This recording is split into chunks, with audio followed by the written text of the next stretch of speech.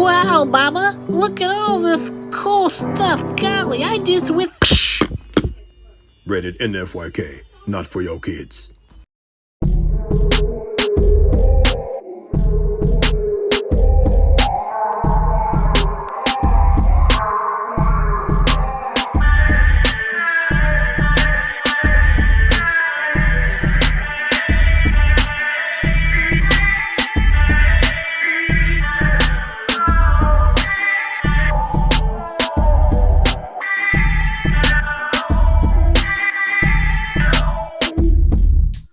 This kind of touches on what we've been discussing, but do you think that Megatron is inherently evil, or just someone who feels that he's doing the best for his people?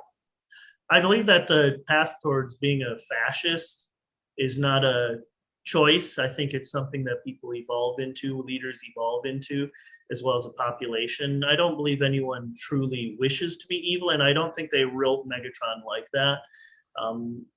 And even in the G1 cartoon, at least at the end of the main series, until they split off the Japanese and American ones, Galvatron, who's in the G1 cartoon, is Megatron evolved, makes peace with Rodimus Prime after that rage virus. But in the IDW comic books, he starts off, it's really the gladiatorial combats that start making him become power hungry, because he sees that might seems to be the most powerful voice.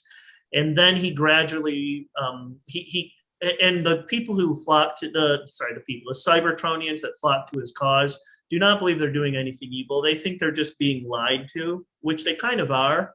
Right, right. The real act where Megatron truly embraces evil is not even really where Starscream and him destroy the Senate, but it's where they overthrow the government alongside Optimus Prime. But then upon destroying the leader at the time, Megatron sabotages, he sabotages Orion Pax and ends up shooting him, I believe, in the back.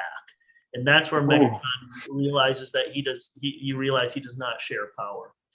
I wouldn't say he's evil, because he does later on come to have a certain cathartic moment. The Cybertronians will return after these messages. Oh, look! What is it? It's the Insecticons, an evil new menace from the world of the Transformers. The Transformers, more than DDI. The Transformers.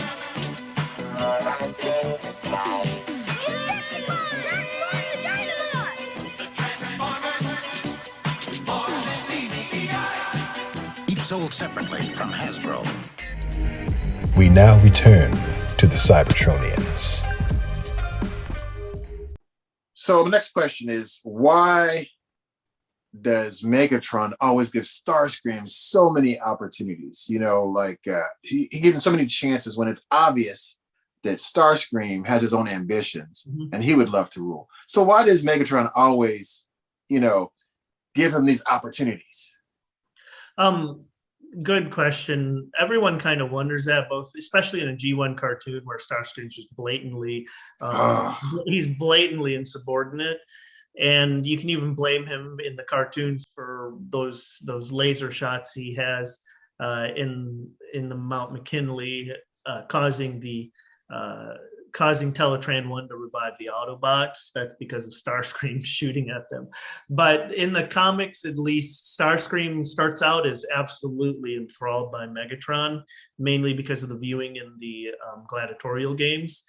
And Megatron later on, you see Starscream just continually either act as a very powerful right-hand subordinate, and he's very effective. And Starscream, he's about ambition, and Megatron really does not mind that.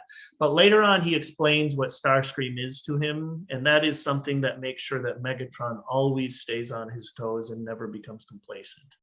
He says to Starscream, in a moment where Starscream's just kind of really not feeling like being helpful, he says to Starscream that something along the lines of, this is what you are to me.